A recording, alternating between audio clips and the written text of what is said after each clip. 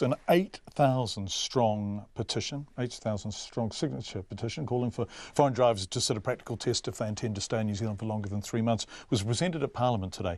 Rhys Middleton died after his motorcycle was struck by a car driven by a Chinese national last year.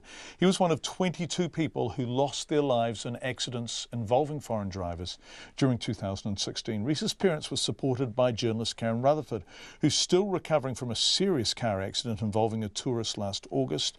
Speaking from Parliament, Karen told me via Live View what happened. Well, my daughter and I were on a Saturday afternoon ride.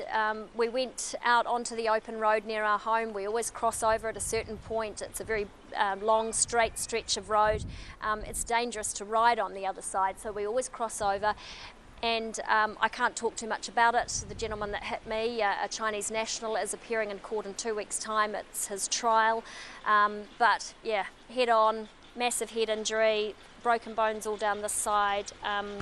I need one more operation on my knee. I've got internal leg injury and the whole of my leg was degloved, so the surgeon could put his hand right inside my leg. It was completely ripped out. So it's been a long road to recovery, and I've used a lot of this time to actually think about getting involved in today's petition. I've found it quite cathartic to a certain extent, just being able to help someone like Judy, who's been through a hell of a journey herself. So yeah, that's why I'm doing it. Do you know roughly how much it has cost to treat you, rehabilitate you, get you to this point?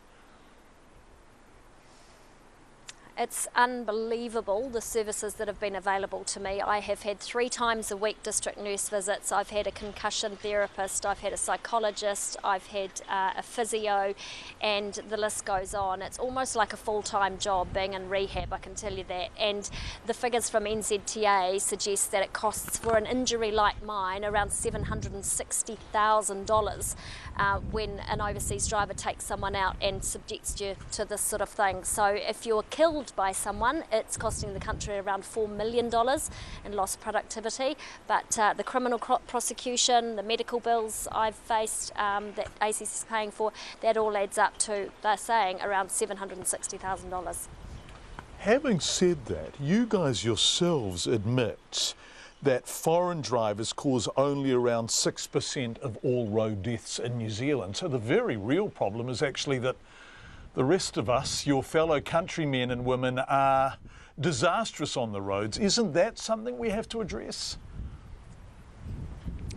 That's right, and that's the first thing we acknowledge. You know, New Zealanders are the biggest problem on the roads. They kill 94% of those that are losing their lives. So over 20 people still lost their life, though, last year. 22 people to an overseas driver. That's 22 lives, 22 families and 22 communities. So let's not forget, these are still lives we're talking about. But yes, New Zealanders are the bulk of the problem, but we've got campaigns to target them. We've got the drink drive campaigns and the seatbelt campaigns and the speed campaigns. But for the overseas drivers, there is very little. It's very ad hoc. If you go to a rental car company, you can flip a coin, you know, whether they'll test you or not, or ask you any questions about road safety or which side of the road you're on. There's a video for some of them that you can watch, but it's, John, so ad hoc. We want something to be more comprehensive, and what we're saying is let's start with a test at 3 months, because that's all the government will entertain, and then work backwards and try and have a public debate about how best to upskill and educate people from the moment they do arrive. What do you think would be best? And this is in the context of the fact that tourism is now the single biggest earner of foreign exchange for the New Zealand economy. So we want people to come here. We need people to come here. How do you achieve the kind of tests and measures and safety net you're talking about without putting people off coming to New Zealand?